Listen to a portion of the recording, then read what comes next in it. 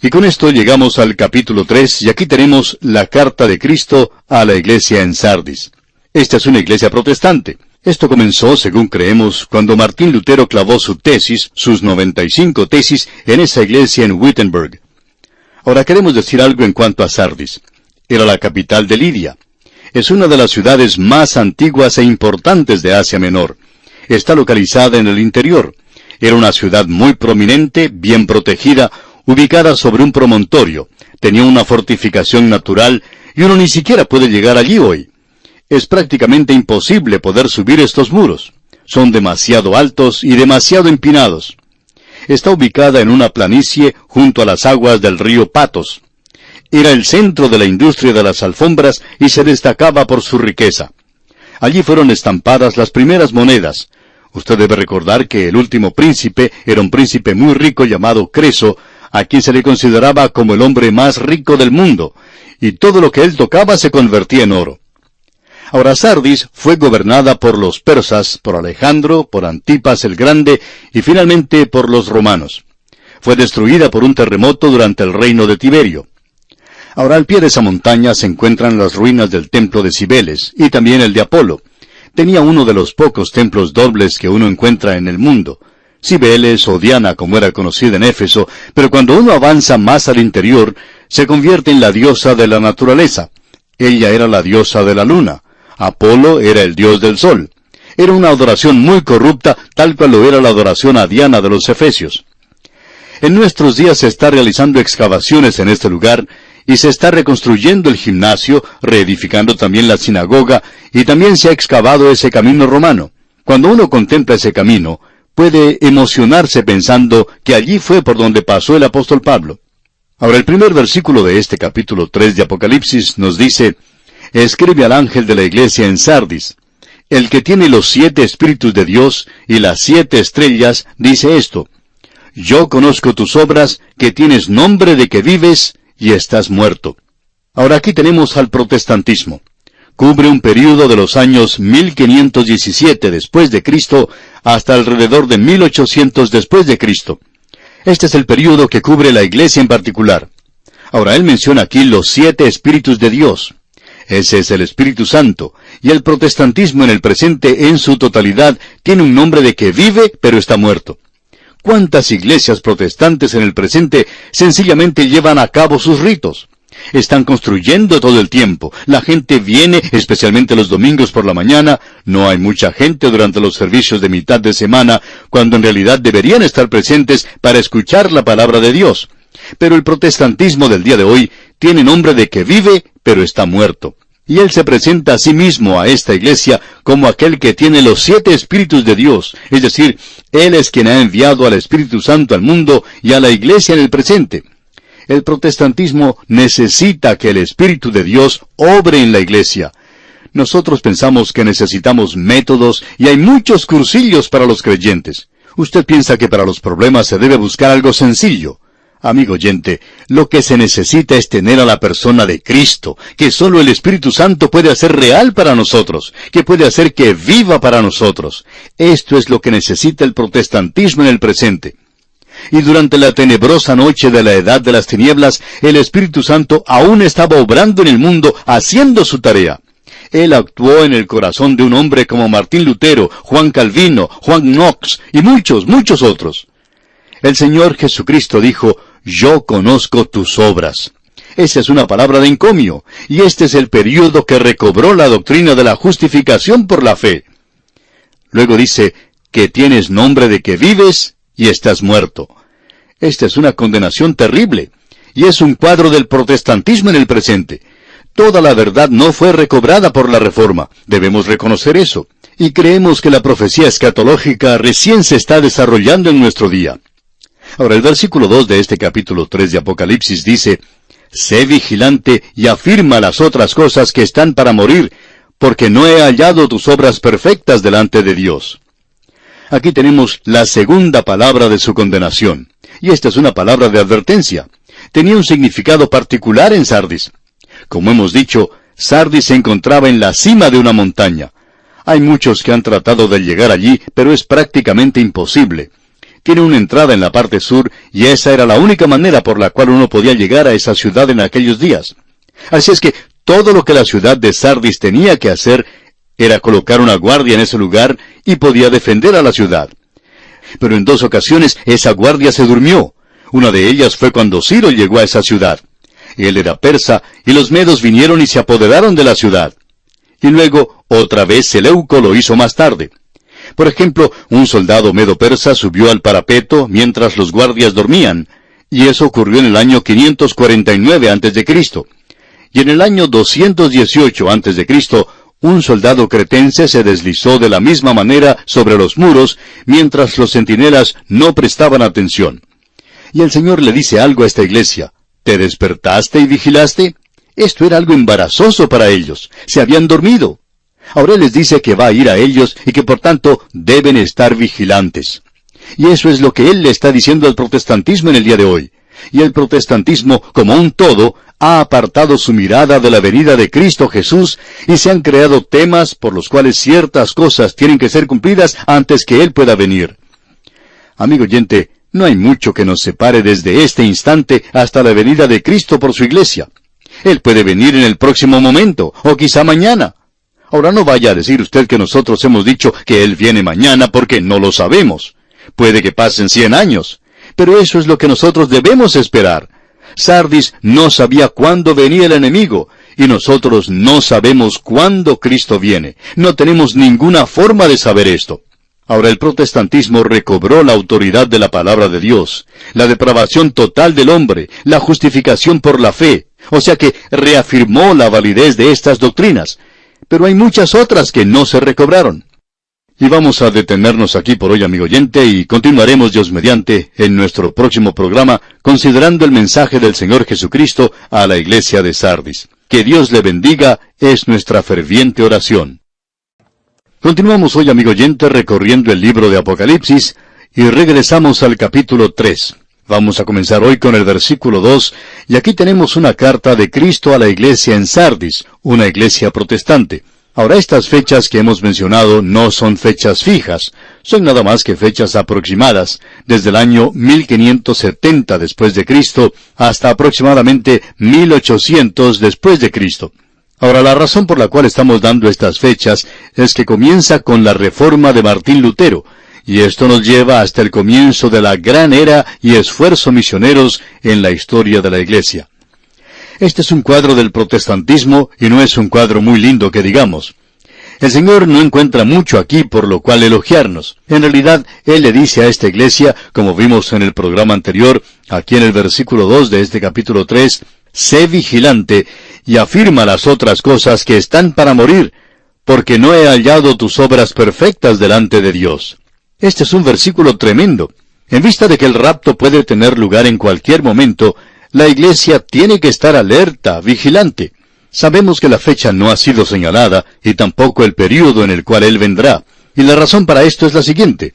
La iglesia tiene que estar constantemente alerta, esperando su venida, aguardando esa bendita esperanza. Amigo oyente, cualquiera puede prepararse para la hora sexta, pero nosotros todos debemos estar siempre preparados para una hora inesperada. Eso es lo que el Señor está haciendo aquí. Él dice que el protestantismo debe estar constantemente en alerta. Mencionamos en nuestro programa anterior que Sardis estaba edificada sobre la cima de un monte. Es completamente inaccesible a no ser por un solo lugar. No está como alguien se puede imaginar sobre una gran roca. Toda esa zona está formada por un terreno aluvial. Quizá usted no pueda ver otro lugar como este donde hay tanta erosión del suelo como la que existe en Turquía. Esa es la razón por la cual el río Meandro no es de agua solamente, sino de apariencia de sopa, como dijimos ya en un programa anterior, que está llevando y está bajando tanta tierra, tanto sedimento, y esto ha llenado, enarenado completamente el puerto. Así es que después de 2000 años, el puerto al cual había arribado Pablo en su viaje misionero, ahora se encuentra a unos 10 kilómetros de la costa de Éfeso. Ahora en Sardis también tenemos una erosión constante. Sir William Ramsay calculó que tenía una altura mucho mayor en la época de Pablo y de Juan, lo que haría de esto más impresionante de lo que es hoy y también más inaccesible. Y a pesar de todo esto, Ciro, El soldado medo-persa, en el año 549, pudo entrar a ese lugar porque la guardia se había dormido. Y luego los cretenses, en el año 218 después de Cristo, fueron capaces de pasar a través de la guardia del lugar porque también estaba dormida. En ambas ocasiones fue capturada porque se había dormido la guardia. De modo que el Señor le dice a la iglesia que no se duerma, que esté vigilante, porque Él puede venir en cualquier momento. Y esta es una palabra de advertencia para esta iglesia. Y luego le dice, afirma las otras cosas que están para morir. Las grandes verdades que fueron recobradas en la Reforma se están perdiendo en el presente. Por ejemplo, la autoridad de la palabra de Dios. En su gran mayoría, la iglesia protestante ha perdido eso. Y la doctrina de la depravación total del hombre, la mayoría de las iglesias, incluyendo muchas de tendencia conservadora, están mejorando y utilizando cosméticos en la naturaleza carnal del hombre, pensando que de una forma u otra uno puede presentar algunas normas y reglas y que uno va a poder vivir la vida cristiana. También la doctrina de la justificación por la fe ha sido perdida en su gran mayoría, y se ha introducido hoy un método legal que dice que debemos hacer algo para poder ser salvos. Estas son las cosas que caracterizan al protestantismo en el presente, y está muy lejos de la posición original. Ahora, en el versículo 4 de este capítulo 3 de Apocalipsis, el Señor Jesucristo le dice a esta iglesia, «Pero tienes unas pocas personas en Sardis que no han manchado sus vestiduras, y andarán conmigo en vestiduras blancas, porque son dignas». Israel, como ya hemos notado, nunca fue un cuerpo constituido de la totalidad de la vida nacional. Siempre fue un remanente que se mantenía fiel a Dios. Así es que se nos dice de la iglesia, «Pero tienes unas pocas personas». A esto el Señor llamó su iglesia, y en el Evangelio según San Lucas la llama su manada pequeña. El protestantismo del presente tiene aquellos santos que aman la palabra, que son fieles al Señor aún en estos días, y ellos se mantienen firmes por la palabra de Dios. No se ocupan de actividades indignas y tampoco se entregan a actividades carnales. Podemos mencionar algunos nombres del pasado. El protestantismo ha tenido grandes hombres, y por cierto que vamos a dejar de lado a muchos, pero podemos señalar aquí a los líderes de la Reforma. Martín Lutero y Juan Calvino se destacan, sobresalen de todos los demás. También tenemos a Juan Knox, ese gran hombre de Dios proveniente de Escocia. Luego tenemos a Juan Bunyan, ese gran bautista que escribió ese libro El progreso del peregrino, que fue un relato de su propia vida, porque Dios le salvó a él de manera maravillosa. Y luego tenemos a Juan Wesley, que fue el fundador de la Iglesia Metodista, y cómo Dios le salvó de una manera maravillosa y le utilizó de tal manera que los historiadores le adjudican haber salvado a Inglaterra de una revolución como la que destruyó a Francia, impidiéndole que llegara a ser una nación de primera clase otra vez. Y Wesley ha sido llamado el inglés más grande de todos. Él, por cierto, que hizo por su país algo que ningún otro inglés ha podido hacer. Luego tenemos a otro escocés, Juan Moffat, quien fue al África después de que David Livingstone llegara a su país. Guillermo Cary fue a la India. A este le siguió un hombre joven, enfermizo, llamado Martín. El protestantismo ha tenido hombres que no se mancharon a sí mismos y fueron fieles a la palabra de Dios. Y creemos que hay muchos en el día de hoy que no nos atrevemos a comenzar a nombrarlos porque sabemos que cuando uno comienza a hacer algo así, siempre deja a uno que otro de lado o por fuera y no queremos hacer eso. Por tanto, no vamos a mencionar a ninguno de los que están vivos hoy. Pero amigo oyente, el protestantismo ha tenido grandes hombres de Dios. Ahora el romanismo, como pudimos apreciar, hizo lo mismo, aún durante la edad de las tinieblas. Pero eso no quiere decir que el Señor elogia el sistema. Personalmente, opinamos que el sistema del romanismo y el sistema del protestantismo, revelado en las grandes denominaciones, se han apartado de la fe, y para nosotros son las organizaciones que eventualmente traerán la iglesia apóstata, porque se han apartado de las grandes doctrinas de la fe cristiana. Luego él menciona algo más en el versículo 5, y ese es un pasaje muy difícil de las Escrituras, porque nos dice, «El que venciere será vestido de vestiduras blancas, y no borraré su nombre del libro de la vida, y confesaré su nombre delante de mi Padre y delante de sus ángeles». El vencedor, por supuesto, es aquel que triunfa por la sangre de Cristo. Nunca lo hace a causa de su propia fuerza o a causa de su propia inteligencia y habilidad. Luego dice lo siguiente, y esto causa el problema. y no borraré su nombre del libro de la vida, y confesaré su nombre delante de mi Padre y delante de sus ángeles. En cuanto al libro de la vida, debemos decir que ya hemos considerado esto con anterioridad. Obviamente existe este libro, 2 libros. El libro de la generación de Adán, como se nos dice allá en Génesis capítulo 5, versículo 1. Todos nos encontramos en este libro, es el libro de la muerte. Luego tenemos el libro de la generación de Jesucristo, en el Evangelio según San Mateo, capítulo 1, versículo 1. Ese libro de la generación es una expresión un poco fuera de lo común. Solamente ocurre en relación con Adán y en relación con Cristo. Y el libro de la generación de Jesucristo es el libro de la vida. Y creemos que uno llega a ser incluido en este libro por medio de la fe en Cristo. Ahora esto hace que nos preguntemos, ¿es posible que uno esté incluido en el libro de la vida y que luego sea borrado? ¿Pierde uno la salvación? Bueno, amigo oyente, si eso es cierto, entonces el Señor Jesucristo nunca debió haber dicho que Él les da a ellos vida eterna y que no perecerán jamás. Y una y otra vez tenemos la seguridad de nuestra salvación. ¿Qué es lo que quiere decir entonces? Bueno, permítanos leer una porción de una declaración que hizo el Dr. Juan Waldrich en un libro sobre el Apocalipsis. Es una explicación muy buena. Él dice, algunos han indicado que no hay una declaración explícita aquí de que cualquiera puede tener un nombre borrado, sino en su lugar se tiene la promesa de que su nombre no será borrado, a causa de su fe en Cristo. Esta implicación, sin embargo, es de que tal es una posibilidad. Basándose en eso, algunos han considerado esto no como una lista de aquellos que son salvos, sino como una lista de aquellos por los cuales Cristo murió, es decir, toda la humanidad que ha poseído vida física. Cuando estos llegan a la madurez, se enfrentan con la responsabilidad de aceptar o rechazar a Cristo. Entonces, sus nombres son borrados si ellos no llegan a recibir a Cristo como su Salvador. Mientras que aquellos que así aceptan a Cristo como su Salvador, son confirmados en su posición en el libro de la vida, y sus nombres son confesados ante el Padre y los ángeles celestiales. Hasta aquí la declaración del Dr. Waldrich. Ahora pensamos que esta es una interpretación muy buena y bien fundada. Existen otros puntos de vista de que en Apocalipsis se le da mucha importancia a este libro. Hay 6 referencias más a este libro de la vida.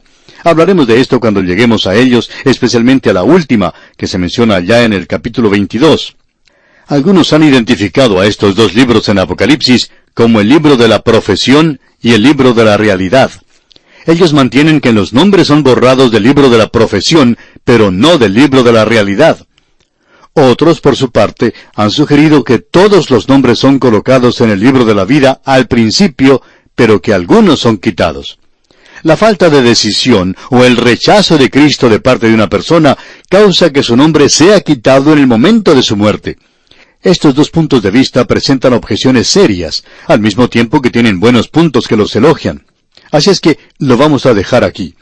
Estamos seguros de que el pensamiento completo aquí es sencillamente este, de que es sorprendente de que cualquiera en Sardis llegara a ser salvo, pero había algunos de los cuales él dice que sus nombres no van a ser borrados del libro de la vida. Él no dijo que cualquiera había sido borrado. Aún en Sardis, donde ellos pensaban que no iban a ser salvos, algunos lo serían. Es como esa historia que contamos en cierta ocasión de una persona que va al cielo, y cuando llegó allí, se sorprendió de ver a otros en ese lugar, pero lo que realmente le sacudió a él fue que nadie esperaba que él estuviera en el cielo.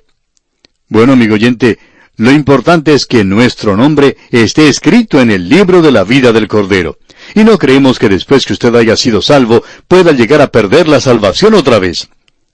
Ahora el versículo 6 de este capítulo 3 de Apocalipsis dice, «El que tiene oído, oiga lo que el Espíritu dice a las iglesias».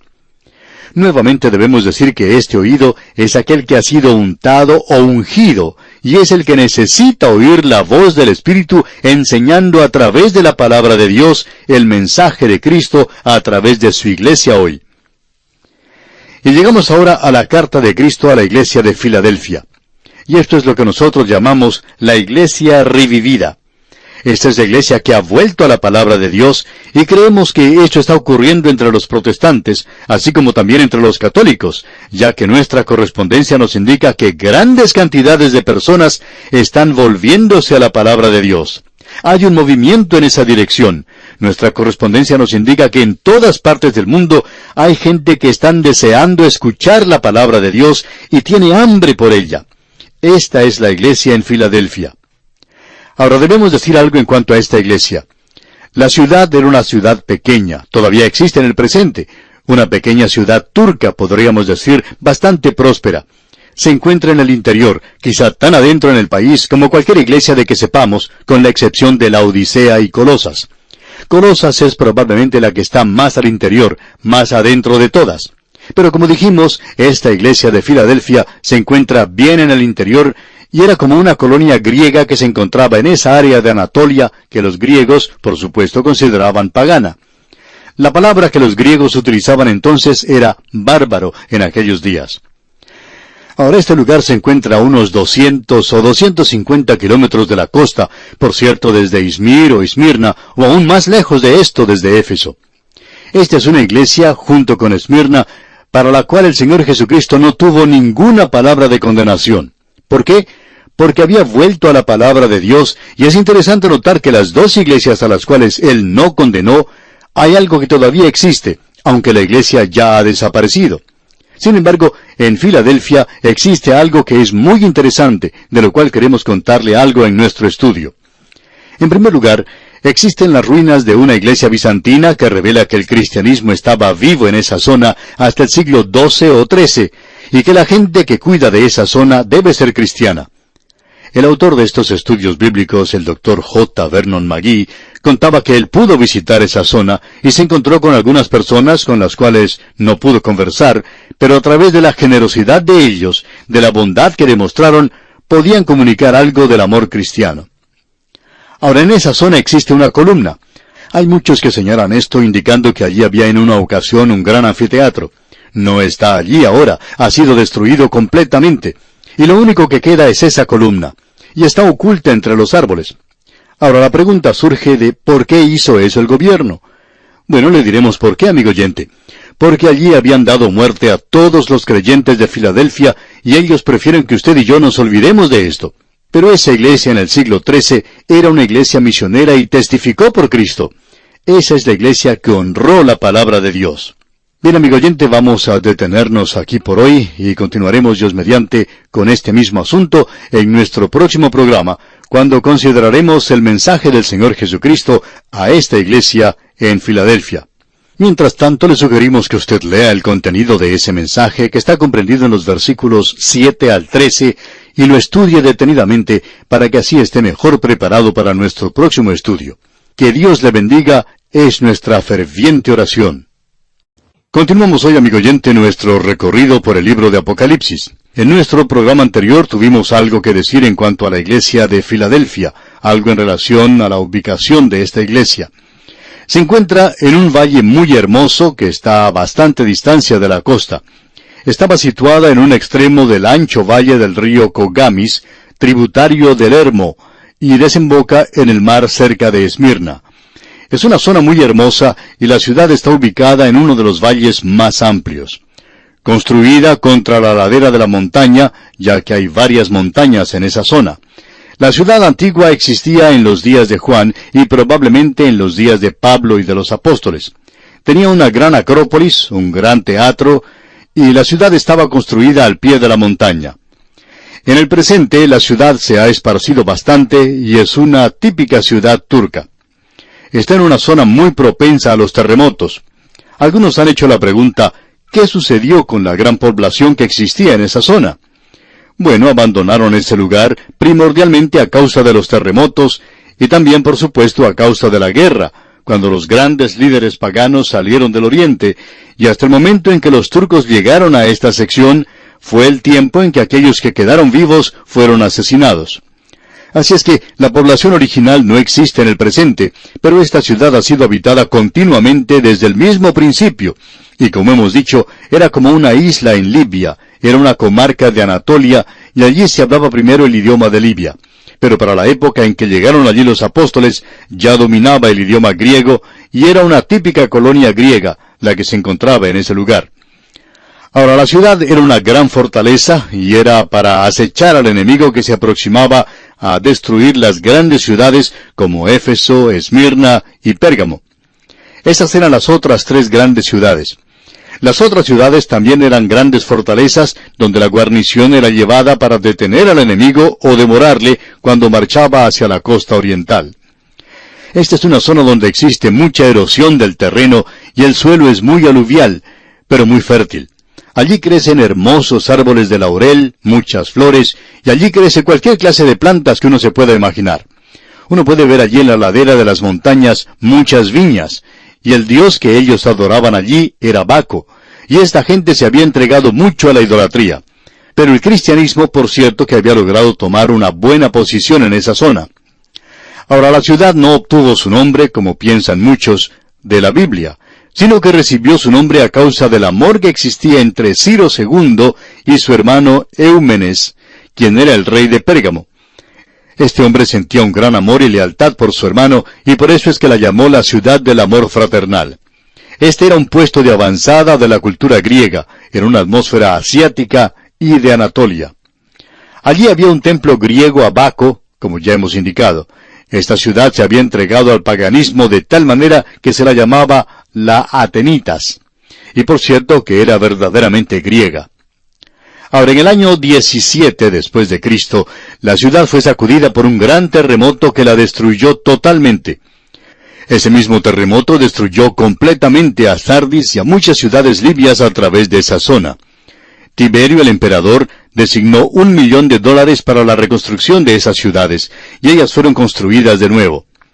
Este es el lugar donde los cristianos y los sarracenos lucharon durante las cruzadas, y también allí lucharon Turquía y Grecia en el año 1922, y parece que hay unos cuantos creyentes allí. No se dan a conocer, por supuesto, porque son perseguidos muy severamente, como ya hemos dicho anteriormente. Ahora, esta iglesia se encontraba en una zona muy estratégica para ser una iglesia misionera, porque eso es lo que es en realidad. A esta iglesia la hemos llamado la iglesia revivida, la iglesia que regresó a la palabra de Dios y comenzó a enseñar la palabra de Dios. Y eso representa, creemos nosotros, al protestantismo del presente. Comenzó, según creemos, en el siglo pasado, y ha progresado desde entonces, de tal manera que la enseñanza de la Biblia no es algo nuevo de ninguna manera, sino que se convierte en algo realmente popular. Pensamos que hemos llegado en este programa de enseñanza bíblica a la cresta, digamos, de una ola de interés en la palabra de Dios. Es decir, que creemos que Dios ha levantado este programa para esta hora en particular. Ahora, en el versículo 7 de este capítulo 3 de Apocalipsis leemos: «Escribe al ángel de la iglesia en Filadelfia. Esto dice el santo, el verdadero, el que tiene la llave de David, el que abre y ninguno cierra, y cierra y ninguno abre». Aquí queremos volver a recordarle, amigo oyente, que el ángel es un mensajero humano, es el pastor de la iglesia. Y este es el método del Señor en todas estas iglesias. Él siempre presenta algo de esa visión del Cristo glorificado, el gran sumo sacerdote. Y Él les recuerda que Él es santo. Él era santo en el momento de su nacimiento, fue santo en su muerte, y Él es santo hoy en su ocupación sacerdotal presente, y así se le llama. Usted recuerda que el ángel le dijo a María en el momento de la anunciación del Señor: «Lo santo que nacerá de ti». Y en su muerte, Él fue santo. Él fue hecho pecado por nosotros. Él fue santo, manso, sin contaminación, fue separado de los pecadores. Allá en el libro de los Hechos de los Apóstoles, capítulo 2, versículo 27, leemos: «Porque no dejarás mi alma en el Hades, ni permitirás que tu santo vea corrupción». Y Él fue santo en su muerte y en su resurrección. Ahora Él también es santo hoy en su alta función sacerdotal. Allá en la Epístola a los Hebreos, capítulo 7, versículo 26, leemos: «Porque tal sumo sacerdote nos convenía, santo, inocente, sin mancha, apartado de los pecadores y hecho más sublime que los cielos». En Apocalipsis se nos dice que Él es verdadero. Él es el camino, la verdad y la vida. Verdadero aquí significa genuino, una nota adicional de perfección y totalidad. Es decir, que Moisés no vio el pan verdadero. Cristo es el pan verdadero. El que tiene la llave de David. Esto es diferente de las llaves del Hades y de la muerte que vimos al principio. Esto nos habla de su derecho real como el gobernante de todo este universo, que Él ocupará el trono de su padre David, y de su reino no habrá fin. Eso es lo que nos dice la palabra de Dios. Él se sentará en el trono de David en el milenio, pero hoy Él es el soberano. Él está sentado a la diestra del Padre, esperando hasta que sus enemigos sean hechos estrado de sus pies. Él es el que abre y ninguno cierra, y cierra y ninguno abre. Y a causa de eso, Él es consuelo para aquellos que confían en Él en el presente. Luego dice a esta iglesia aquí en el versículo 8 de este capítulo 3 de Apocalipsis, «Yo conozco tus obras. He aquí he puesto delante de ti una puerta abierta, la cual nadie puede cerrar, porque aunque tienes poca fuerza, has guardado mi palabra y no has negado mi nombre». Este es el versículo que se ha tomado como tema de este programa a través de la Biblia. Comenzamos con él al principio y significa mucho para nosotros. Ahora, esta es la iglesia que se ha mantenido fiel a la palabra de Dios, y esta iglesia no puede ser llamada una iglesia protestante, como tampoco puede ser llamada una iglesia romana o ninguna otra clase de iglesia. Es en el día de hoy todas estas iglesias a través de todo el mundo que aún se mantienen fieles a la palabra de Dios. Y usted puede notar lo que dice aquí, «Yo conozco tus obras». El Señor Jesucristo, amigo oyente, está buscando fruto. Él está buscando las obras en la vida de los creyentes. Nosotros hemos sido salvos por gracia, pero también hemos sido creados en Cristo Jesús para buenas obras, las cuales Dios preparó de antemano para que anduviésemos en ellas. Amigo oyente, hay algo que anda radicalmente mal con usted si usted no produce obras. Eso es lo que Santiago dice. Santiago, un hombre práctico que pasaba mucho tiempo de rodillas, pues era un gran hombre de oración, él fue quien dijo, «Muéstrame tu fe sin tus obras, y yo te mostraré mi fe por mis obras». Ahora, las obras no son obras de la ley, sino obras de la fe. La fe salvadora produce obras. Calvino dijo, «La fe sola salva, pero la fe que salva no está sola. Produce algo». El Señor le dice aquí a la iglesia de Filadelfia, «He aquí he puesto delante de ti una puerta abierta, la cual nadie puede cerrar». Esa podría ser una puerta al gozo del Señor o al conocimiento de las Escrituras. Personalmente opinamos que es una puerta al conocimiento de las Escrituras, lo que significa que si Él abre esa puerta, Él quiere que usted entre, amigo oyente, porque Él abrirá una puerta de la oportunidad para testificar y proclamar la palabra de Dios. Pensamos que las dos van juntas. Él dice aquí, «Porque aunque tienes poca fuerza», y eso es todo lo que tenemos nosotros, y a veces pensamos que no tenemos ni eso. Es decir que este es un grupo de creyentes humildes que no tienen gran cantidad de personas o programas y edificios. Y nos cansa mucho cuando se presentan informes de gente que ha hecho esto y aquello, y a veces lo hacemos nosotros también. Informamos, por ejemplo, en cuántas emisoras se pasa este programa. Y nos gusta mucho hablar de estas cosas, pero amigo oyente, eso no vale nada. Hablamos de los cientos de cartas que nos hablan de aquellos que han aceptado a Cristo. Pero eso no es nada. Lo importante, amigo oyente, lo verdaderamente importante, es si nosotros estamos proclamando la palabra de Dios. Él va a contar los números. Dios tiene su propia computadora. Él registra todo esto, y Él nos pide que nosotros no lo hagamos. Pablo podía decir que él ni siquiera se juzgaba a sí mismo. ¿Y por qué no lo hacía? Bueno, él puede decirnos que quizá él pueda contar demasiados convertidos, puede hablar de manera evangelística, puede presentar una cantidad equivocada, puede mirar las cosas de una forma diferente de lo que hace Dios. Así es que va a tener que esperar hasta que llegue a su presencia. Luego se nos dice aquí, «Has guardado mi palabra». Y eso indica que en un día cuando se negaba la inspiración de las Escrituras, esta iglesia creía en la Biblia y creía que era la inspirada palabra de Dios. Un teólogo del siglo XX y por supuesto un liberal, declaró que ninguna persona inteligente podía creer en la inspiración verbal de la Biblia. Ahora eso nos pone a nosotros en una posición incómoda, por cierto. Por supuesto que no somos personas inteligentes, pero creemos en la inspiración de la Biblia. Es decir, si la definición de este hombre es correcta, pero no creemos que él esté en lo correcto tampoco en eso. Ahora, la quinta cosa que se menciona aquí en esta carta a Filadelfia es la siguiente. «Y no has negado mi nombre».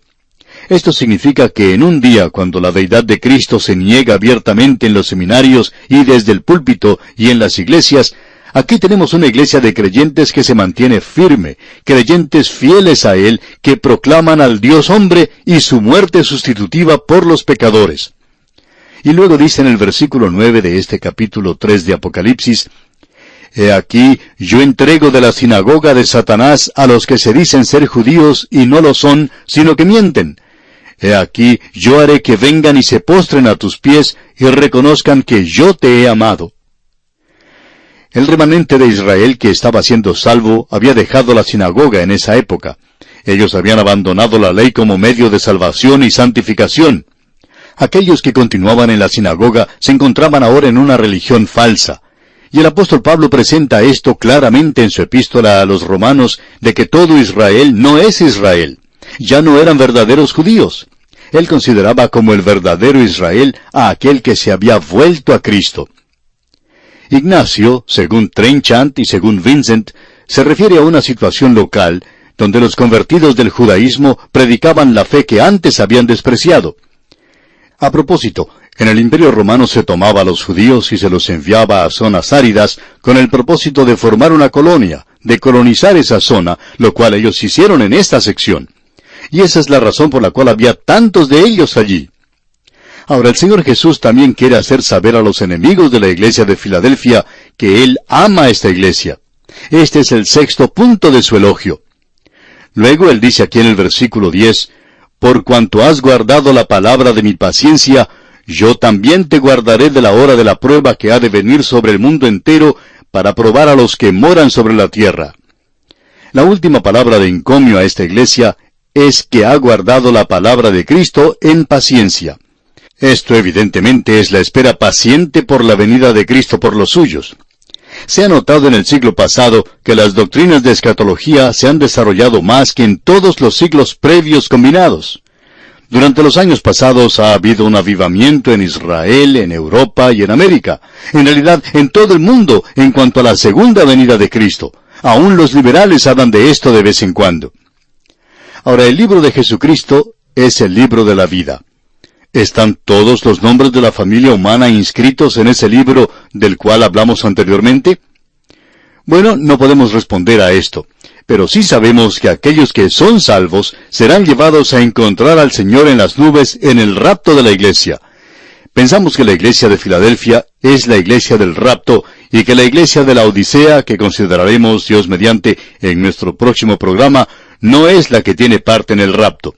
O sea que las palabras de ánimo de Cristo a su iglesia es que ésta no va a pasar a través del período de la gran tribulación. Y esto tiene que ser la gran tribulación mundial. La iglesia va a ser quitada del mundo, y ese es su consuelo, esa es su esperanza, esa es su paciente espera por Cristo, por medio de la fe y la paciencia, el heredar las promesas. La iglesia no está aguardando la gran tribulación con su juicio, como podemos ver aquí en Apocalipsis, sino que está esperando a que Él venga. Y luego, Él dice aquí en el versículo 11 de este capítulo 3 de Apocalipsis, «He aquí yo vengo pronto, retén lo que tienes, para que ninguno tome tu corona». Pronto no quiere decir enseguida.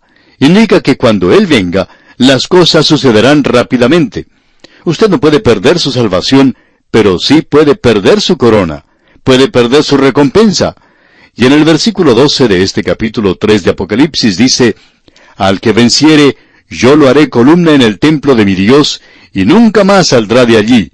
Y escribiré sobre él el nombre de mi Dios, y el nombre de la ciudad de mi Dios, la nueva Jerusalén, la cual desciende del cielo de mi Dios, y mi nombre nuevo». Hay dos columnas en ese lugar en el presente. Una es la de la iglesia bizantina, de la cual no creemos se haga referencia aquí, pero hay una columna en la ladera de la montaña oculta entre los árboles, esos árboles de laurel, y esa columna es todo lo que queda de la ciudad del día de Juan. Luego él dice, «Escribiré sobre él el nombre de mi Dios, y el nombre de la ciudad de mi Dios, y mi nombre nuevo». Cuando usted va al aeropuerto y entrega su equipaje, allí se le pone una tarjeta que indica a dónde va y de dónde viene. Pensamos que los hijos de Dios van a viajar a través del universo y que vamos a tener sobre nosotros una tarjeta en caso de que nos perdamos en algún lugar, ya que este es un gran universo, amigo oyente. Ahora aquí dice, yo lo haré columna en el templo de mi Dios. La iglesia aquí abajo fue destruida, pero las columnas permanentes se encuentran allá arriba. Y escribiré en él mi nombre nuevo. Ese es el nombre de él. Nosotros no tenemos un nombre nuevo. Eso no es lo que está diciendo aquí en Apocalipsis. Lo que está diciendo es que él tiene un nombre nuevo que nos dará para sí mismo. Y ese nuevo nombre es una relación personal que tendremos con él. Dios mediante, en nuestro próximo programa veremos la iglesia de la Odisea. Es nuestra oración que Dios le bendiga abundantemente. Continuamos hoy, amigo oyente, nuestro recorrido por el libro de Apocalipsis. Y debemos comenzar diciendo que no queremos dejar este mensaje del Señor Jesucristo a la iglesia en Filadelfia, aquí en el capítulo 3, porque esta iglesia en Filadelfia ha sido llamada a muchas cosas. Algunos la han llamado la iglesia misionera, y creemos que es correcto. Otros la han llamado la iglesia que sirve, y también eso es correcto. Otros la han llamado la iglesia viviente, lo cual también es correcto. Personalmente nos gusta llamarla la iglesia revivida, o la iglesia que cree en la Biblia. Es una iglesia bíblica. Eso es también lo que el Señor Jesucristo enfatiza. Y Él dice, has guardado mi palabra y no has negado mi nombre. Así es que, en un día de incredulidad y escepticismo, el Señor Jesucristo está encomiando a esta iglesia, porque esa iglesia ha guardado su palabra. De modo que esta es la iglesia que esparció la palabra de Dios. Y hasta donde sabemos nosotros, esta iglesia duró mucho más que cualquiera otra de las 7 iglesias mencionadas aquí. En realidad, duró hasta el siglo XIII. Tuvo una existencia continua, y fue destruida por esa dinastía turcomana seleucida cuando invadieron esa zona y brutalmente asesinaron a los creyentes que habían quedado en esa iglesia. Los asesinaron a todos. Esa iglesia envió también misioneros, y se cree que el hecho de que el cristianismo entró a la India en época temprana fue a causa de esta iglesia, la cual había enviado a sus misioneros. Y el Señor Jesucristo le dice a la iglesia de Filadelfia, en el versículo 10 de este capítulo 3 de Apocalipsis, por cuanto has guardado la palabra de mi paciencia, yo también te guardaré de la hora de la prueba que ha de venir sobre el mundo entero, para probar a los que moran sobre la tierra. Creemos que Dios está mostrando su paciencia para con el mundo que ha rechazado su palabra. No es como en los días de Noé. Ellos no tenían entonces la palabra escrita de Dios. Y aún así Dios les juzgó. Ellos tuvieron a un hombre que les trajo el mensaje. Pero ahora tenemos la palabra de Dios, y hay una Biblia que los Gedeones internacionales han colocado en prácticamente cada habitación de todo hotel del mundo. Cuando usted viaja, puede verlo en los hoteles y moteles, no solo de nuestras naciones, sino también a través de Europa, en África y en Asia. Y uno puede ver que la palabra de Dios está penetrando a esta zona. Esta pues es la iglesia que creyó en la palabra de Dios. Y es por eso que podemos leer aquí en el versículo 10 del capítulo 3 de Apocalipsis, por cuanto has guardado la palabra de mi paciencia, yo también te guardaré de la hora de la prueba que ha de venir sobre el mundo entero, para probar a los que moran sobre la tierra. Este es categóricamente el período de la gran tribulación, porque comenzando con el capítulo 4 de Apocalipsis, después de que las introducciones se han señalado en los capítulos 4 y 5, comenzando con el 6 hasta el 19, tenemos el período de la gran tribulación, este período que él dice viene sobre el mundo entero para probar a los que moran sobre la tierra. Ahora el Señor Jesús dice, yo también te guardaré de la hora de la prueba que ha de venir sobre el mundo entero. No solo de ese terrible holocausto que viene sobre esta tierra, ese período de juicio, sino también de ese período de la hora de tentación y de prueba. Así es que, según nuestro juicio, esto aquí indica una liberación completa cuando dice, te guardaré de la hora de la prueba. De esa hora de prueba que viene sobre la tierra, Él guardará a esta iglesia. Así es que, de ningún modo uno podría decir que esta iglesia está pasando a través del período de la gran tribulación. Creemos que la iglesia de Filadelfia continúa hasta el rapto de la iglesia. Esta es la iglesia que saldrá cuando ocurre el rapto. Ahora, la iglesia de la Odisea, como hemos de ver, es una organización que continuará en el mundo, aunque Él le da aquí una maravillosa invitación. Y muchos aquí, aún en la iglesia de la Odisea, se volverán a Cristo. Y en el momento del rapto, ellos también serán sacados de este mundo. Pero hay una iglesia que pasa a través del período de la gran tribulación, y esa es la iglesia apóstata. Y esa, por supuesto, es la iglesia de la Odisea.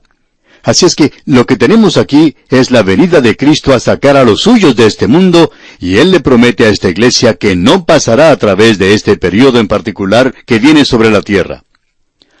Ahora quisiéramos presentar aquí algo que dijo el Dr. John Walden en su libro sobre Apocalipsis. Dice, si el rapto hubiera ocurrido en el primer siglo, precediendo a la tribulación descrita en el libro de Apocalipsis, ellos estaban seguros de librarse. En contraste, aquellos sellados de las 12 tribus de Israel en el capítulo 7, versículo 4, claramente deben pasar a través de este tiempo de dificultad. Esto implicaba el rapto de la iglesia antes de ese tiempo de dificultad que se conoce como el período de la gran tribulación.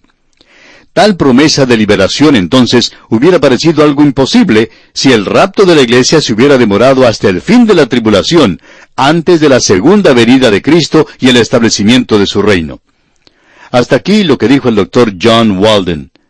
Ahora él no solo le dice esto a esta iglesia, sino que en el versículo 11 de este mismo capítulo 3 le dice, «He aquí yo vengo pronto». Y esto no quiere decir que Él viene enseguida. Y ya hemos considerado esto en el primer capítulo de Apocalipsis. Esto tiene la idea de algo que sucede repentinamente y de una expectativa que Él vendrá en un momento cuando ellos no lo saben, y por tanto no quiere decir que viene inmediatamente, sino que su venida será de repente. Esta es la promesa, esta es la esperanza de la iglesia. En realidad, la iglesia no está esperando ese período de la gran tribulación. En ninguna parte se nos dice que debemos ceñir nuestros lomos, apretar los dientes, cerrar nuestros puños para esperar la venida de la gran tribulación, porque tendríamos que pasar por ese período. Él nunca dijo eso, sino que debemos estar aguardando esa bendita esperanza y ese día glorioso de nuestro Dios y Salvador Jesucristo. Bien, llegamos ahora a considerar la carta de Cristo a la iglesia de la Odisea. Esta es la última. Sir William Ramsay llama a esta iglesia la iglesia de la avenencia, del acomodo. Esta ciudad fue fundada por Antíoco II en los años 261 a 246 a.C. Tenía una base seleucida. Seleuco I Nicátor fue uno de los generales de Alejandro Magno. Él se apoderó de Siria y Lisímaco tomó Asia Menor, pero aparentemente Seleuco tomó algo del territorio de Lisímaco, y esta fue una de las ciudades de las que él se apoderó. En realidad, esta ciudad se encuentra bien al interior. Es lo que se conoce como las puertas de Frigia, en el oriente, por donde entraban las grandes caravanas de camellos procedentes del oriente. Estas entraban por ese lugar y pasaban a través de la Odisea. Ahora, la Odisea era una gran ciudad, y este camino que ellos recorrían, proveniente del este, pasaba hacia Éfeso y Mileto, y seguía hasta lo que hoy se conoce como la ciudad de Izmir o Esmirna en aquel día. Era un lugar espectacular, un gran valle, y las ruinas que hay en ese lugar están cubiertas en el presente. Plantas de avena loca o avena silvestre crecen en la mayor parte de la Odisea, pero esta está ubicada sobre el río Lico, afluente del río Meandro, y su nombre significaba juez de paz. En realidad fue nombrada en honor a la esposa de Antíoco, Laodice, y hubo varias ciudades que llevaban ese nombre, pero ninguna era tan famosa como esta.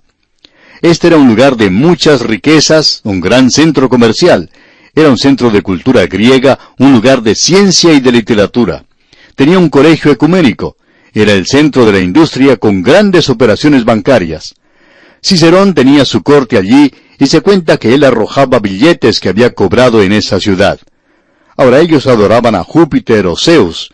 Finalmente fue abandonada a causa de los terremotos, y las ruinas que existen en ese lugar son muy impresionantes, las cuales uno puede contemplar. Allí había en realidad 2 teatros romanos. Hay un estadio en ese lugar y también 3 iglesias cristianas primitivas, cuyas ruinas todavía se encuentran allí. Ahora, la ciudad en sí no ha sido excavada todavía. Las ruinas se destacan a través de todo lo que crece allí y de los escombros del lugar, aunque parece que la avena loca o la avena silvestre crece por todas partes.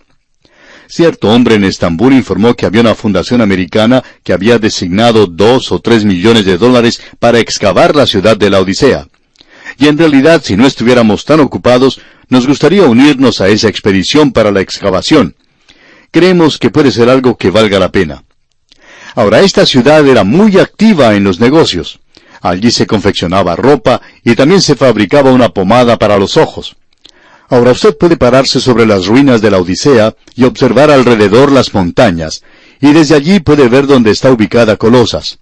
También puede ver hacia atrás, hacia Hierápolis, donde se encuentran las vertientes. En realidad las ruinas mayores no se encuentran ni en Colosas ni en la Odisea, sino que están en Hierápolis.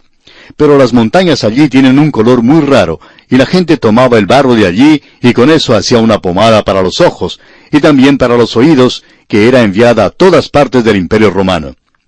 Análisis químicos del presente indican que no había nada medicinal en ese barro, pero alguien se ganó mucho dinero con eso. A nosotros nos gusta decir que somos civilizados, pero amigo oyente, hay muchas medicinas en el mercado hoy que no le hacen ningún bien a nadie, y lo compramos tan rápido como podemos. En realidad, sucumbimos ante la propaganda de hoy. Lo compramos, y es mejor entonces que no critiquemos a estas personas demasiado. El Señor Jesucristo ya lo dijo. Él les dijo que sería mejor que se compraran un verdadero colirio para los ojos para abrirlos. Y ya hemos de ver eso. Podríamos entonces cerrar el mensaje que tiene el Señor Jesucristo a la iglesia en Filadelfia con lo que dice aquí el versículo 13 de este capítulo 3 de Apocalipsis.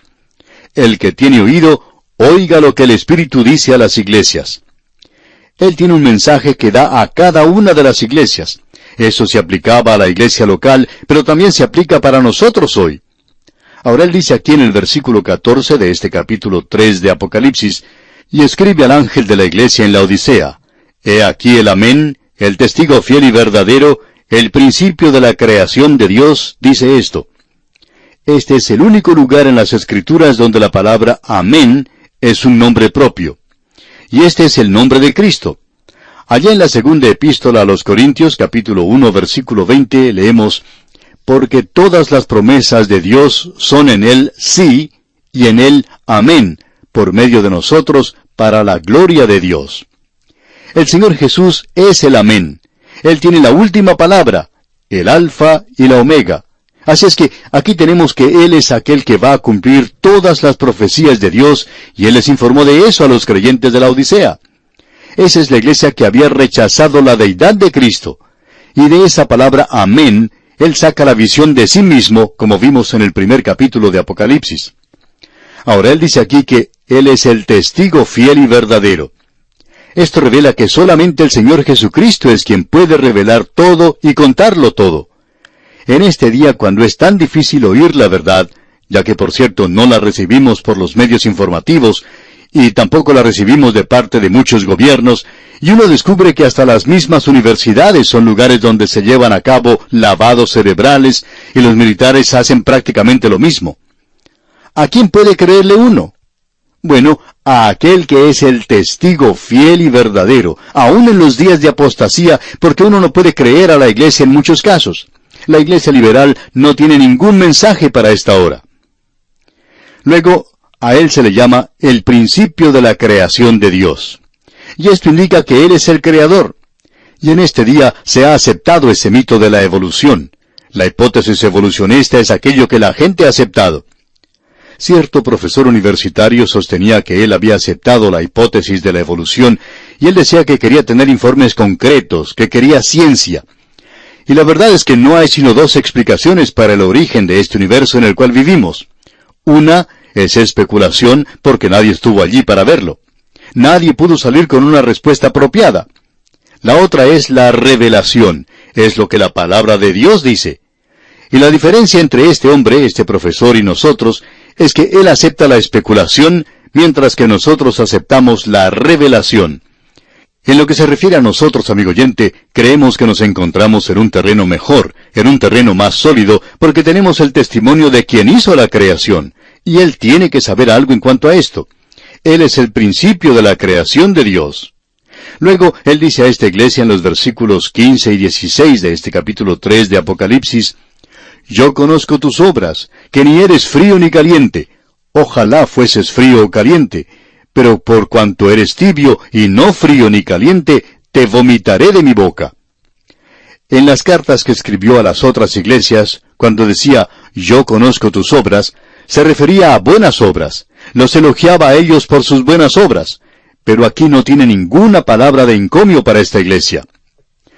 Ahora permítanos decir algo, amigo oyente, porque estamos llegando al fin de este periodo en particular, y queremos hablar en cuanto a este asunto de ser tibio, de no ser ni frío ni caliente, Dios mediante, en nuestro próximo programa. Pero esta es la posición de la iglesia en el presente. Desafortunadamente, es la condición de muchas así llamadas iglesias fundamentales, conservadoras el día de hoy. Gracias a Dios que no hay muchas que entren en esa clasificación. Pero lo que es realmente sorprendente y terrible es que Él dice, te vomitaré de mi boca. Observemos esto por un momento. Él dice, te vomitaré de mi boca. ¿Le parece a usted, amigo oyente, que Él se está refiriendo aquí a una iglesia a la cual Él va a sacar de esta tierra? Él dice, para que donde yo estoy, vosotros también estéis. No creemos que Él se esté refiriendo a esta iglesia aquí, porque Él quiere atraer a la iglesia hacia sí mismo. Pero aquí Él dice que a esta iglesia la va a vomitar, porque es tibia. Y el agua tibia, amigo oyente, le hace enfermar a uno del estómago. Nosotros pensamos que si Él tuviera que hablar a muchas iglesias y a muchos creyentes hoy, pensamos que Él les diría a muchos que le hacen enfermar del estómago.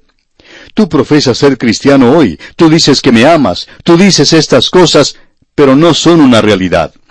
Este es un mensaje, amigo oyente, que debe hacernos analizar nuestro propio corazón, porque estamos viviendo en una hora similar a la que vivía la iglesia de la Odisea.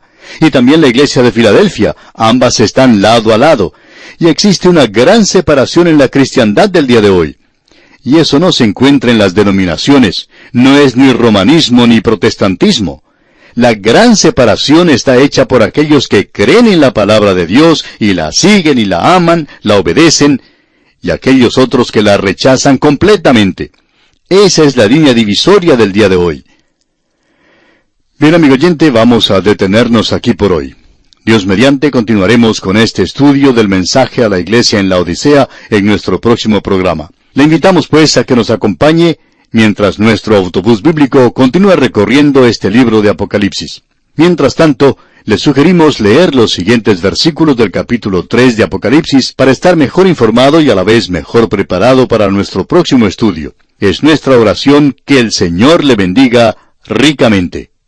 Continuamos hoy, amigo oyente, nuestro recorrido por este libro de Apocalipsis, y al volver hoy a esta carta a la iglesia de la Odisea, vemos que el Señor Jesús no tiene ninguna palabra de encomio para con esta iglesia. Todo se condena aquí. Aún las obras que ellos hacen no son buenas obras, son malas obras, y la iglesia, dice el Señor, ni era fría ni era caliente. Eso tenía un antecedente y un significado local en aquel día.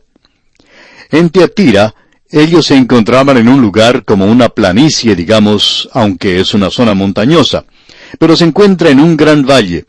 Las montañas frigias se encuentran en la distancia hacia el oriente y están a las puertas de Frigia.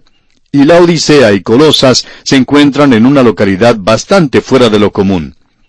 Ahora, entre la Odisea y yendo hacia las montañas frigias, se encuentra en un valle un gran templo. Era un templo de Anatolia, de un dios hombre frigio llamado Coru. Este era un dios primitivo en esa zona, pero el templo que fue construido allí era el centro mismo de toda la sociedad. También lo era de la administración y del comercio y de la religión. Existía allí una religión muy primitiva y también tenía un gran mercado donde iban los extranjeros. Allí iba gente de todas partes. Llegaban a ese lugar y llevaban a cabo sus negocios en ese mercado. Es algo a lo cual están acostumbradas estas personas. Nos imaginamos que ese gran mercado que existe hoy en Estambul es algo muy similar a eso. Ahora ese también era un lugar donde tenían un gran colegio de medicina, y debemos repetir que esto era algo muy primitivo y muy pagano. Aquí es donde ellos desarrollaron lo que se conocía en Roma como el polvo frigio. Eso era para los oídos y para los ojos. Ellos utilizaban esa materia química que tomaban de las montañas de ese lugar, donde el terreno era algo fuera de lo común, y lo mezclaban con nardo, y se vendía por todo el Imperio Romano. Y este lugar era un lugar donde había mucha riqueza y se conocía como tal. Ya que ellos estaban ubicados en el valle, tenían dificultades en obtener agua. Cuando uno visita esas ruinas, puede mirar al sur esas montañas frigias, y algunas de ellas son bastante elevadas. En el mes de junio aún se puede ver montañas con nieve en su cumbre. Los habitantes de la Odisea, pues, construyeron un acueducto para bajar de la montaña esa agua fría y utilizarla en la ciudad. Ahora, cuando esa agua salía de la montaña, por supuesto, era una agua sumamente fría. Pero cuando llegaba a la Odisea, ya era agua tibia. Y el agua tibia no es algo muy bueno que digamos. Ahora, en el valle donde un afluente se une con el río Meandro, hay una zona de aguas termales, y estas aguas son tan calientes que producen vapor, el cual está siendo utilizado en el presente. Y se nos informa que se va a utilizar más y más, y este es el agua más caliente que uno se puede imaginar. Mucho de eso es sencillamente vapor. Ahora, cuando esta gente sacaba esta agua caliente y la llevaba hasta la ciudad de la Odisea, para el tiempo que llegaba allí, pues ya no era agua caliente, sino que era agua tibia. De modo que, cuando el Señor le dice a esta iglesia de la Odisea que ni eres frío ni caliente, ellos sabían exactamente de lo que Él estaba hablando. Ellos eran tibios y habían estado bebiendo agua tibia por mucho tiempo. El agua que venía de las montañas, cuando salía de allí, era muy fría, y el agua que venía de las termas del río Meandro era muy caliente, pero cuando llegaba a la ciudad, no era ni fría ni caliente, sino que era agua tibia para ellos, y era algo que enfermaba de veras. Y el agua tibia enferma aún hoy. Es necesario poner un poquito de hielo en el agua, o lo bebe como agua caliente, pero agua tibia no es algo bueno. Y el Señor Jesucristo dijo que esta iglesia no era ni fría ni caliente. Dice, pero por cuanto eres tibio y no frío ni caliente, te vomitaré de mi boca. Una iglesia fría era en realidad una iglesia que lo había negado todo. Se había entrado al formalismo, estaba funcionando en oposición a la palabra de Dios y al Evangelio de Cristo. Uno encuentra esto en el liberalismo del presente. Ellos se encuentran en una posición de activa oposición al Evangelio del Señor Jesucristo. Luego tenemos la iglesia caliente. Esto nos habla de aquellos que sienten una pasión espiritual ferviente. Era como esos creyentes de Éfeso, que estaban apartándose de su primer amor. El Espíritu de Dios les había llevado a una posición muy elevada en su relación personal con Cristo. Pero esta iglesia tampoco era caliente, ni era fría. Era sencillamente tibia. Y entre esas posiciones de la caliente y la fría tenemos esta fe tibia. Diríamos nosotros que este es el cuadro de muchas, pero muchas iglesias en el día de hoy. Muchas grandes denominaciones que se han apartado de la fe y muchas iglesias en estas denominaciones y fuera de ellas tratan de mantener una posición media. No quieren salir abiertamente en apoyo de la palabra de Dios y de las grandes doctrinas de la fe cristiana, pero al mismo tiempo no quieren ser conocidas como iglesias liberales. Hay otros que gustan de andar bien con ambos lados. Conocemos a ciertas personas que hacen esto. Algunos son lo que llamaríamos extremistas en ambas direcciones. Algunos han llegado a ser fundamentalistas en extremo. Otros han llegado a ser liberales en extremo. Y hay muchos que tratan de estar en los dos lados de la corriente, y esa es una condición que es prácticamente imposible. Y esto es lo que hace que el Señor Jesucristo diga que le enferma. Y dice francamente aquí, te vomitaré de mi boca. A nuestro juicio, este es el andar en medio del camino, tomar una posición hipócrita, teniendo un nombre de que viven, pero están muertos, que tienen apariencia de piedad, pero niegan la eficacia de ella. A estos, dice la Escritura, evita. Y el protestantismo en realidad piensa que cree todas estas grandes doctrinas y los credos de las grandes iglesias son credos maravillosos. La confesión de fe de Westminster, repudiada en su gran mayoría por la iglesia que lo creó, también es algo maravilloso. Y hay otras confesiones de estas otras iglesias, tienen credos maravillosos. Bueno, ¿quién les está siguiendo? ¿Quién les cree en el presente? Tienen apariencia de piedad, pero niegan la eficacia de ella. Tienen un nombre de que están vivos, pero están muertos en realidad. No son ni fríos ni calientes. Son tibios. Este es un cuadro terrible el que se nos presenta. Luego en el versículo 17 de este capítulo 3 de Apocalipsis leemos, porque tú dices, yo soy rico y me he enriquecido, y de ninguna cosa tengo necesidad, y no sabes que tú eres un desventurado, miserable, pobre, ciego y desnudo. Ahora, la ciudad de Laodicea era una ciudad rica. Suponemos que las ciudades de Laodicea y de Sardis eran probablemente dos ciudades muy ricas, quizás las más ricas de toda esa zona en particular en ese tiempo. Y el Señor dice aquí, porque tú dices, yo soy rico y me he enriquecido, y de ninguna cosa tengo necesidad. Ellos pensaban que el dinero era la respuesta a cualquier problema de la vida.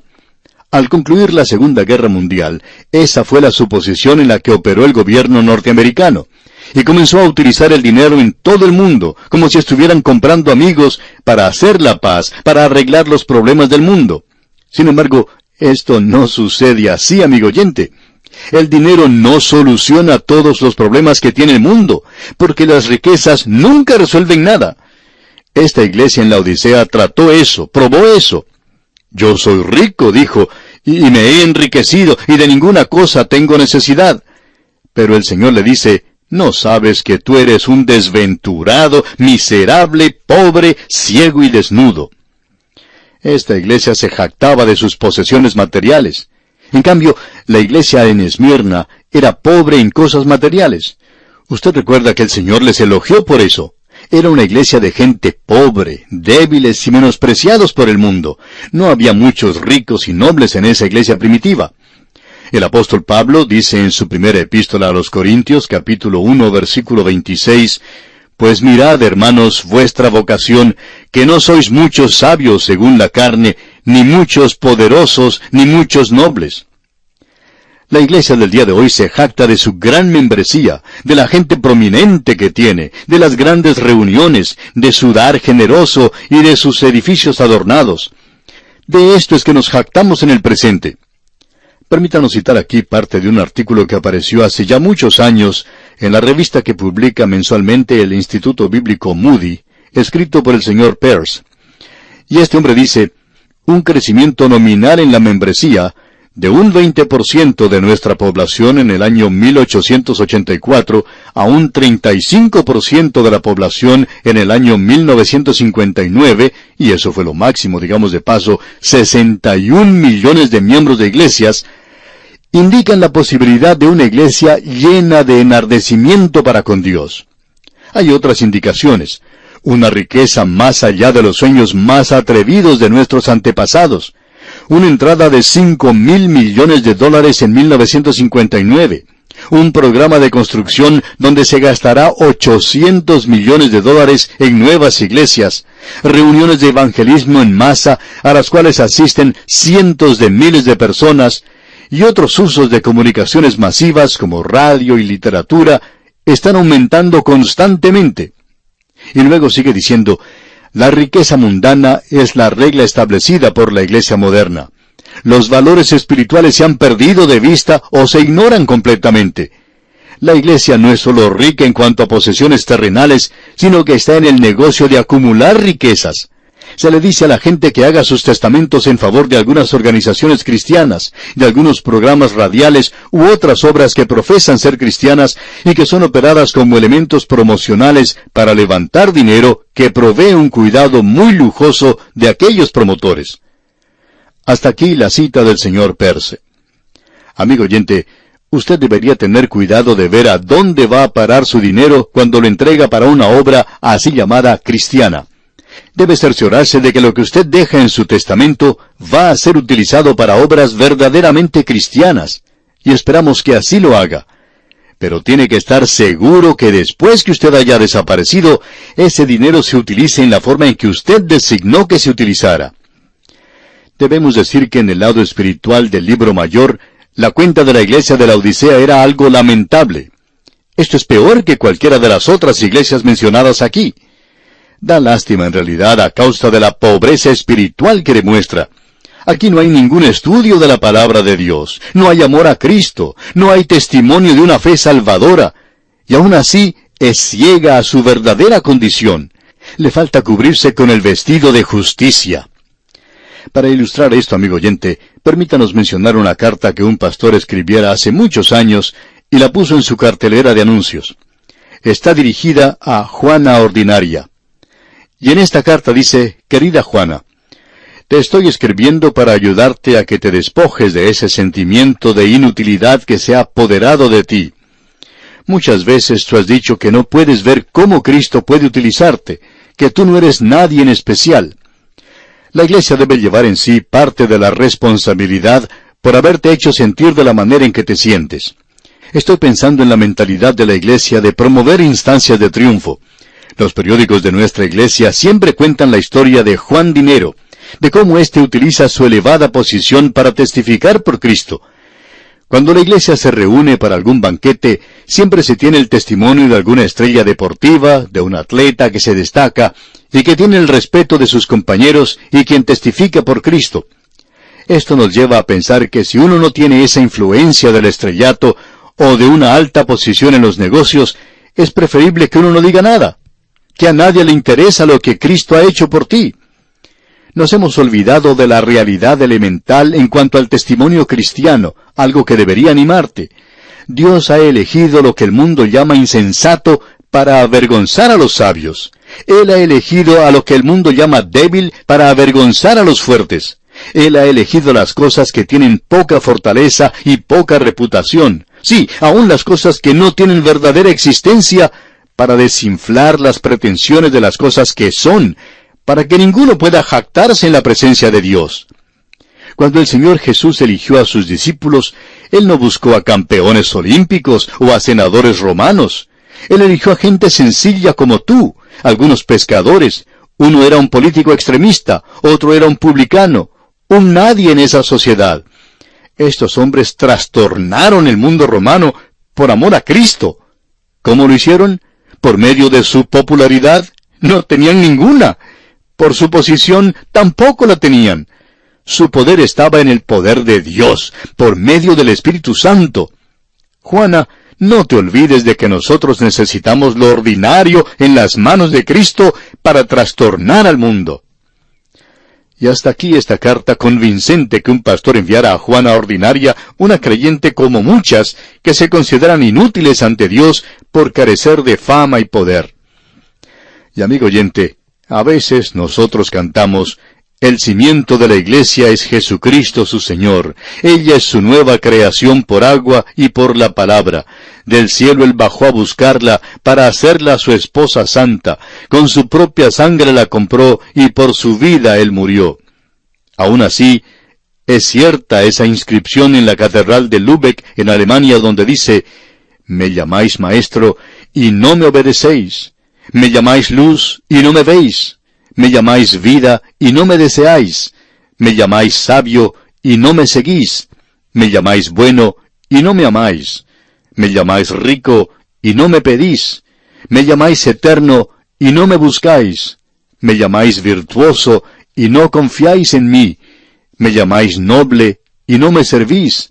Me llamáis poderoso y no me honráis. Me llamáis justo y no me teméis. Si yo, pues, os condeno, no me culpéis. Esta, amigo oyente, es la iglesia en la Odisea. Esta es la iglesia de la cual hablaba Stanley Hyde cuando dijo, la iglesia fracasa por no decirme que yo soy un pecador. La iglesia ha fracasado por no tratarme como una persona perdida. La iglesia ha fracasado por no ofrecerme la salvación que solamente hay en Cristo Jesús.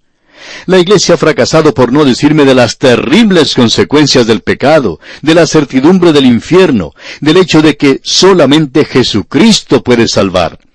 Y luego él agregó lo siguiente, necesitamos saber más del juicio final y menos de la regla de oro, más de un Dios viviente y de un diablo viviente también, más de un cielo que ganar y de un infierno que evitar. La iglesia debe traerme no un mensaje de cultivación, sino un mensaje de renacimiento.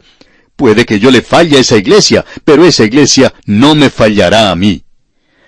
Estamos viviendo en un mundo, en un período de la iglesia de la Odisea en el presente, y la iglesia está fracasando por no testificar en cuanto a la gracia salvadora de Dios.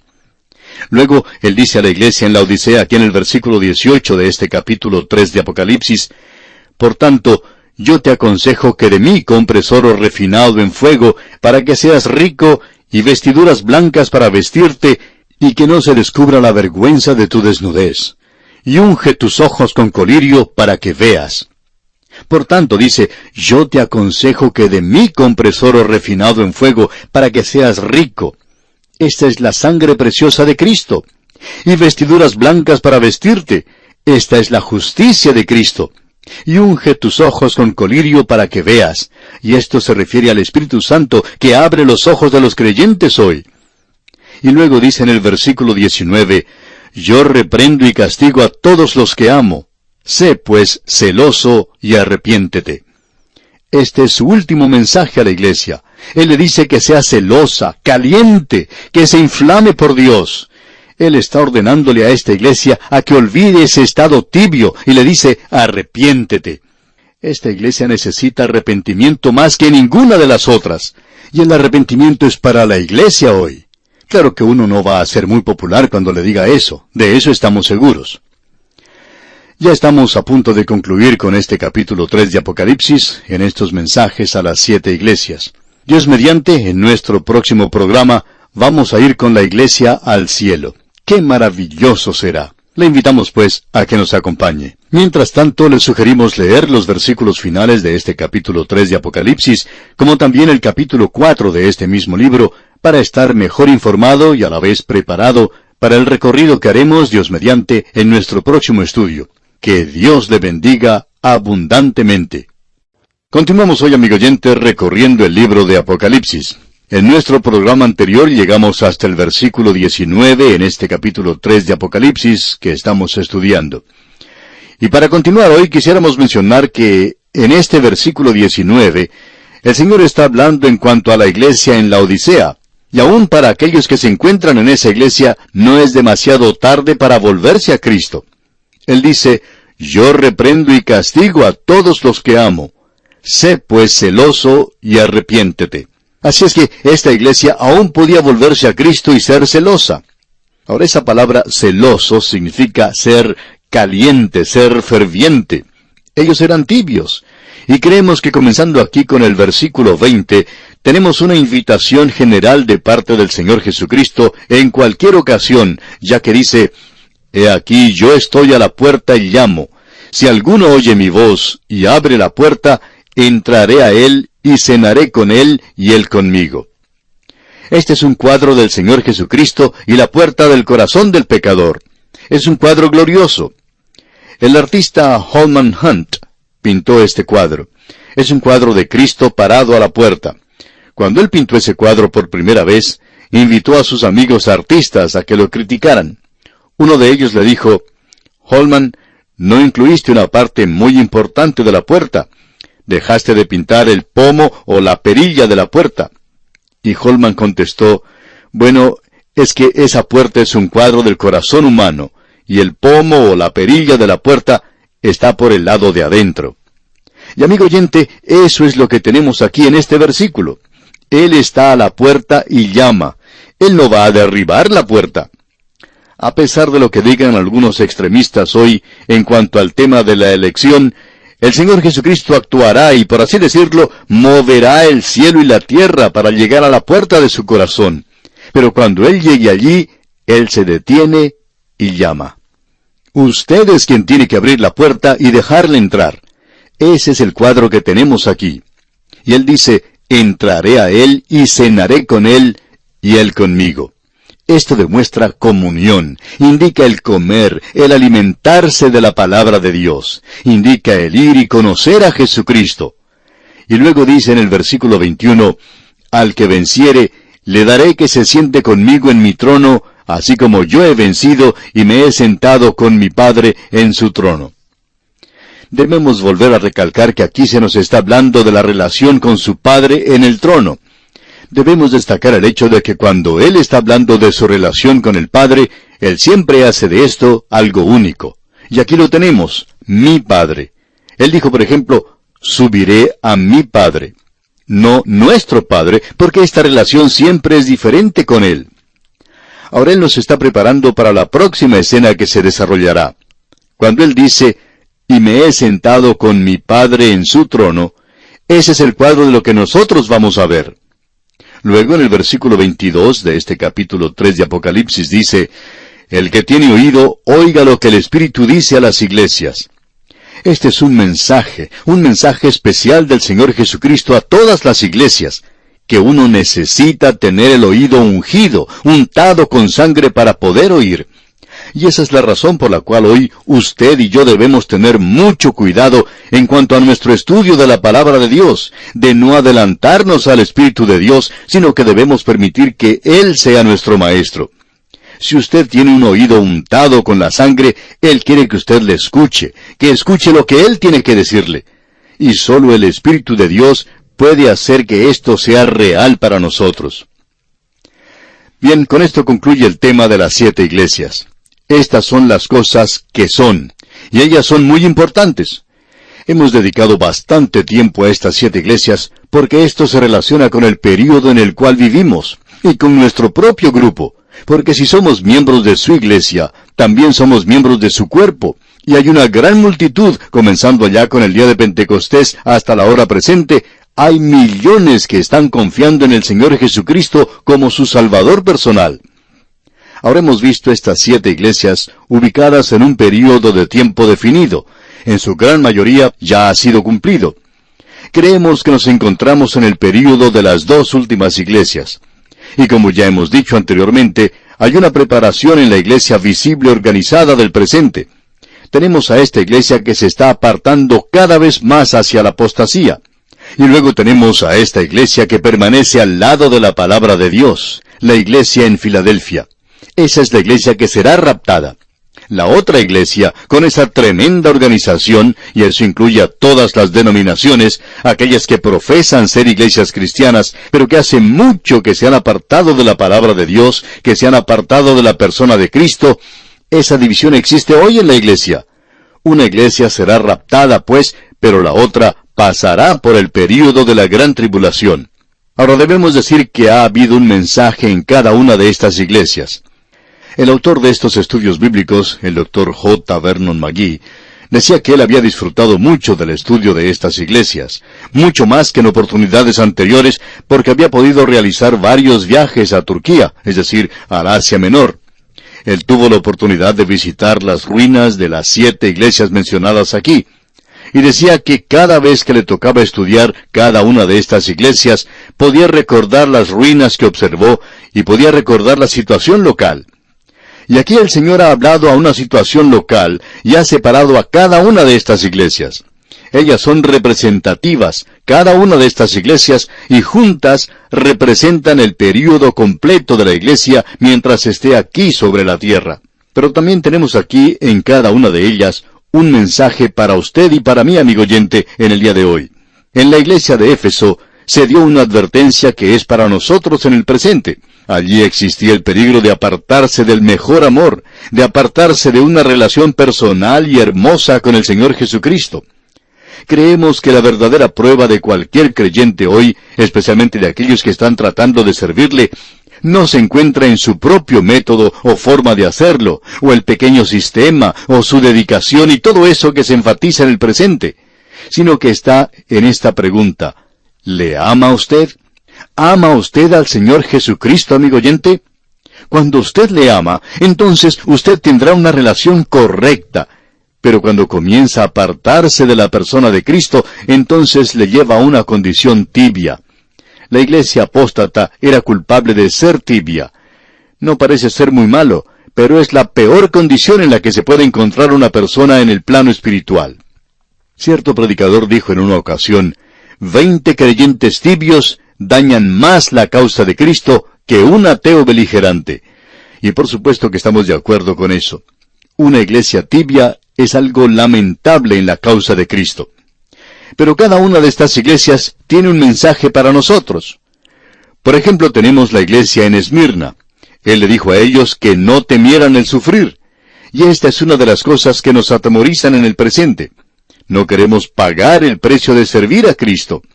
Y sin embargo, ese es el método. Luego tenemos la iglesia en Pérgamo. Veamos lo que nos dicen los versículos 14 y 15 del capítulo 2 de Apocalipsis. Pero tengo unas pocas cosas contra ti, que tienes ahí a los que retienen la doctrina de Balaam, que enseñaba a Balac a poner tropiezo ante los hijos de Israel, a comer de cosas sacrificadas a los ídolos y a cometer fornicación. Y también tienes a los que retienen la doctrina de los Nicolaitas, la que yo aborrezco. El peligro es la mala doctrina. Eso, por supuesto, es un grave peligro hoy, la doctrina equivocada. Eso es lo que andaba mal en la iglesia en Pérgamo. Luego tenemos la iglesia en Tiatira. Y en el versículo 20 del mismo capítulo 2 de Apocalipsis leemos, «Pero tengo unas pocas cosas contra ti, que toleras que esa mujer Jezabel, que se dice profetiza, enseñe y seduzca a mis siervos a fornicar y a comer cosas sacrificadas a los ídolos». Aquí está la nueva moralidad. Ese es un gran peligro para muchos hoy. Ellos piensan que pueden aceptar a Cristo y luego vivir en un nivel bajo. Pero usted no puede salirse con la suya, amigo oyente, de ninguna manera. Usted es su hijo. Y luego tenemos el mensaje a la iglesia en Sardis, a la iglesia protestante. Allí existía el peligro de una muerte espiritual. A ella le dijo, «Tienes nombre de que vives y estás muerto». ¿Qué en cuanto a su iglesia, amigo oyente? ¿Está viva? ¿Está usted vivo? ¿O está muerto en esa iglesia hoy? Hay muchos así en el presente. Y sin embargo, hablan mucho en cuanto a mantener la doctrina. Pero, amigo oyente, lo lamentable hoy es eso de estar muerto en el protestantismo. Y esa es una de las peores cosas que uno puede imaginarse. Luego tenemos el mensaje a la iglesia de Filadelfia. Ellos no se encontraban en un peligro grave porque Él no condena a esa iglesia para nada. No tiene ninguna palabra de condenación para ellos. Pero Él les da una recomendación. Les dice, retén lo que tienes. ¿Y qué es lo que ellos tenían? Bueno, usted recuerda lo que sucedió. Él les elogió porque guardaban su palabra. Y debemos tener mucho cuidado en cuanto a esto. Uno puede mirar hacia el pasado y recordar a personas que se mantenían firmes en la palabra de Dios hace muchos años, que parecían ser mucho más fuertes que nosotros, pero que ahora se han apartado de la fe. Esto nos sorprende, pero es un gran peligro el que existe, aún en esta iglesia en Filadelfia. Y ninguna de estas cosas deberían disuadirnos. Esta es, pues, la historia de la iglesia.